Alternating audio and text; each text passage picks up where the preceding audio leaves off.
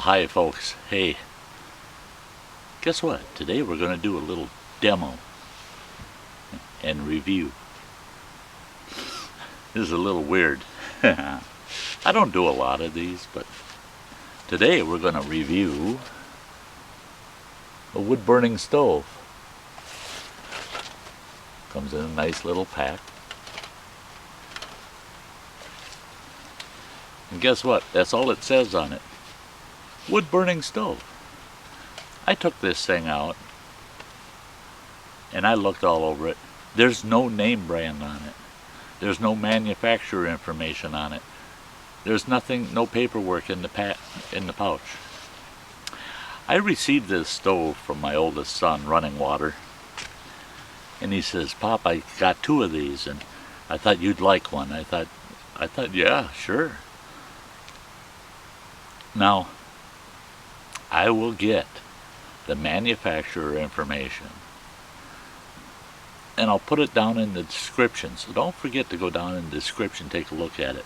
And I'll probably put it on the screen here somewhere a couple of times so that you know what this wood stove really is, where it came from.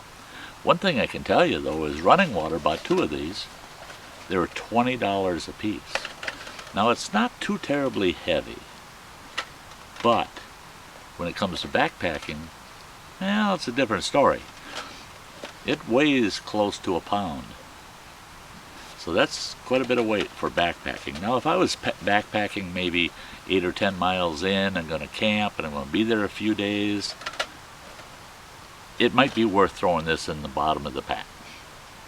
So, but if I'm going to go out on a multi-day hike, and I'm going to be staying overnight, packing up, hauling again for miles, quite a few miles, and camping again, doing that 2-3 times and then returning back, I don't think I'd want to carry this much weight.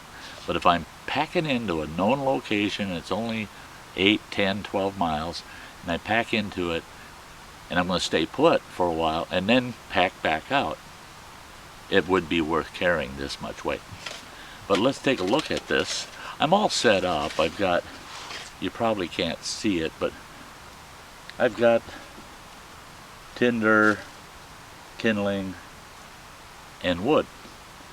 Now it's a stick stove, so all my wood is small sticks.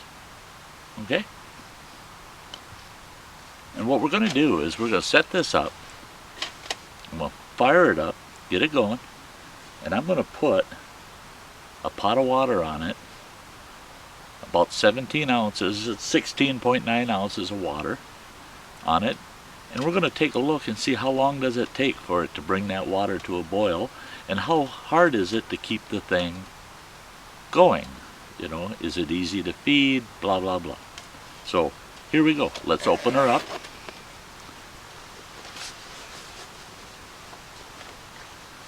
Now forgive me, I'm in camp, I'm in a campground, and you may hear voices in the distance or children in the distance because the campground's pretty full of people today. But here we go. Okay, so the case is empty, and this is it. This is the stove. Now, like I said, I know very little about this stove. So let's get into it. Okay, you can see it is pretty compact. First thing we'll pull out of there is this. That's an ash tray for any ash to fall on as the stove's running. We'll set that aside. And now we'll open it up. It's got 2 handles on it, 2 little handles. Pull it apart. And inside, it's got this nice little grate. You'll see where that goes. It goes on top. And inside, okay, it's hinged on both sides. And inside of it, there's this grate. Drops down, and it squares it up. It's got 2 little tabs that it drops into, and it squares the whole unit up. Now it's solid sides, you know, well these two sides are hinged, but solid back. On the front, it's got this little door, okay? That's where you'll feed the fire, is through this little door. Now, I can already see a couple of things that I'm not very keen on.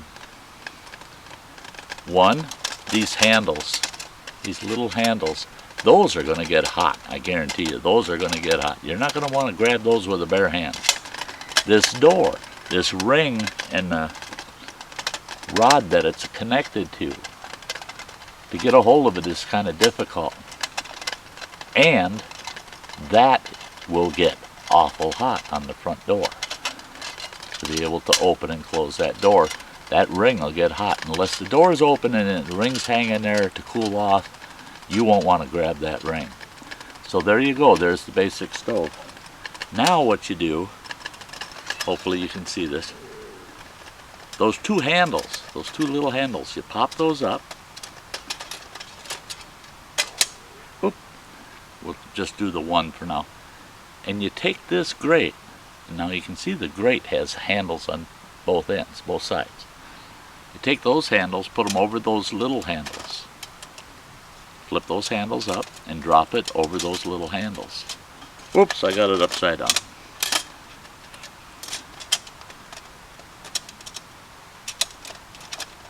There we go.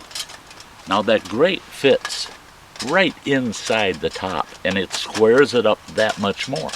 So there's the completed stove put together, and this base, the ash drawer, which really all it does is it keeps the ash from falling through to the ground until you're done with it. It slides in the bottom. Whoop. There we go.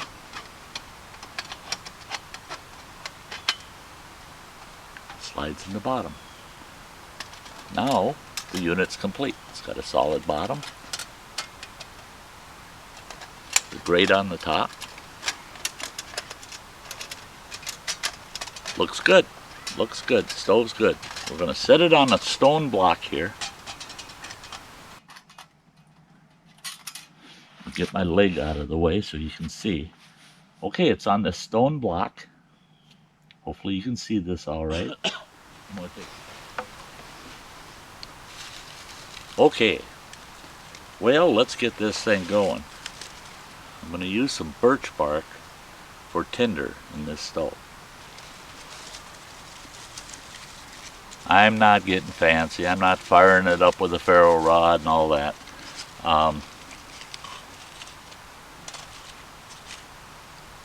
I'm doing this to test the stove, not my fire making skills. So I'm starting out with some birch bark. And I found this dead birch, and I'm going to break me off a bunch of small birch sticks. Now this birch branch was standing vertically, so I know these sticks are nice and dry. So there we go. We got a nice little handful of birch sticks. Okay, we're going to get those in the stove. The door is nice and large.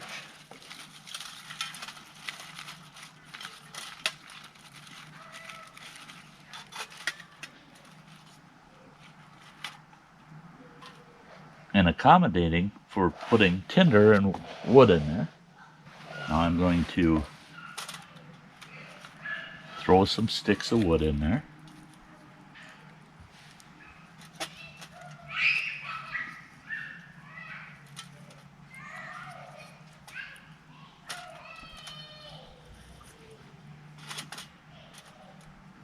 Now you can take this grate off and load from the top if you wish, but then you have to put the grate on over burning wood. It's going to be a little hot to try to get that grate on there. And the door is so accommodating that I really don't see the point in trying to load it through the top when it's so easy to load it from the front. So there's way more than enough wood to get this thing fired up. So we'll light it up. Whoop. Here we go. I'm going to use a barbecue lighter. Next best thing to the ferro rod. So let's get this thing fired up.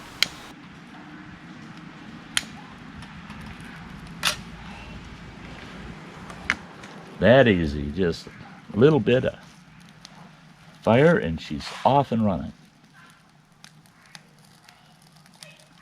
Now let's see how well this takes off. In the meantime, I've got this Stanley pot. These Stanley cook pots, camp cook pots, are awesome. They're awesome. Pull the lid off of it. Set the lid aside. And I've got a 16.9 ounce bottle of water here. We're going to fill that up with 16.9 ounces. Now that's a lot of water. Now for me, that's enough water for a cup of coffee and enough water to make a camp meal, like a freeze-dried Mountain House meal or something of that sort. And what we're off to do is just to get, we want to get this boiling. Grab me some more sticks. Seems to be taking a fire really good. There's some good flames coming off the top. We're going to get that water on there right away. Now, I mean, we've only spent about a minute and a half doing this. So we're going to set this water on. And we're going to see how long it takes for that water to boil. I'm going to time it. Boom. Timer's started.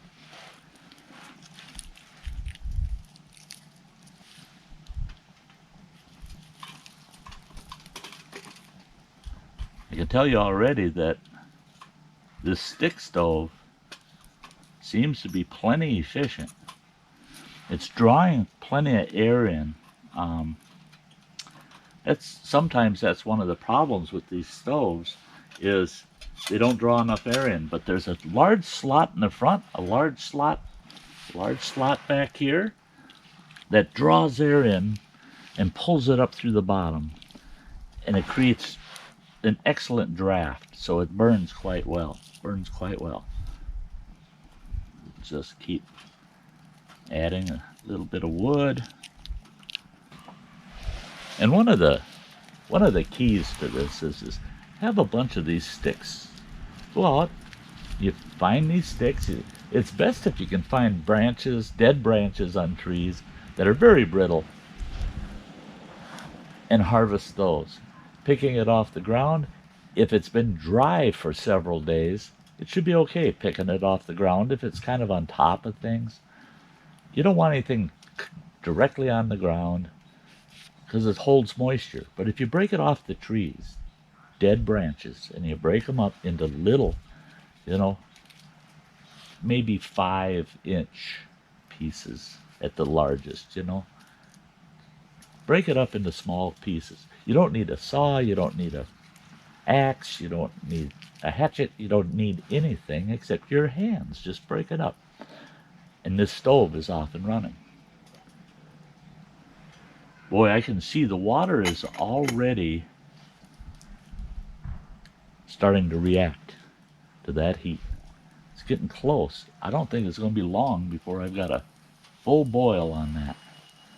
Oh yeah, it's boiling hard now. There, we'll stop the timer.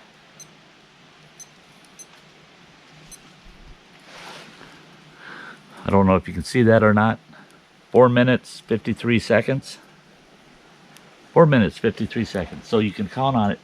5-minute boil. There it is. It's boiling. It quits as soon as I take it off of there, but you can hear it sizzling.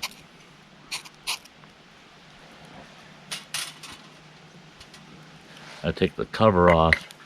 Then as soon as I put it on there, it's boiling. It's boiling. Well, you might be able to see it in the camera. It's boiling.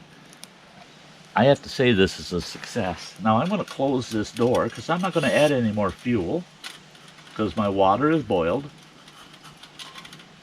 I close the door. Now look at these flames. You close that door and it creates such a draw. It's just rolling boil. Can you see that rolling boil? 5 minutes and it's just super hot rolling boil. I'm going to take that off because I don't need it to boil away. And then the key to the whole thing is let it completely cool down. Pull the ashtray out. Tap the stove a few times and the ashes will fall out through the grate. Let everything cool off completely. And then disassemble the stove. Wipe it down, clean it, put it back in its bag, and you're off and going. I would say this stove for $20, you can't beat that. You can't beat that for 20 bucks. So, like I said, down in the description, I'll give you some information on where this stove was purchased from. I have to get that information from Running Water. And again, I'll put it down here, along here in the screen. And I am so happy that you decided to tag along on this little demo. And until the next time, you all have a very, very nice day. Bye-bye.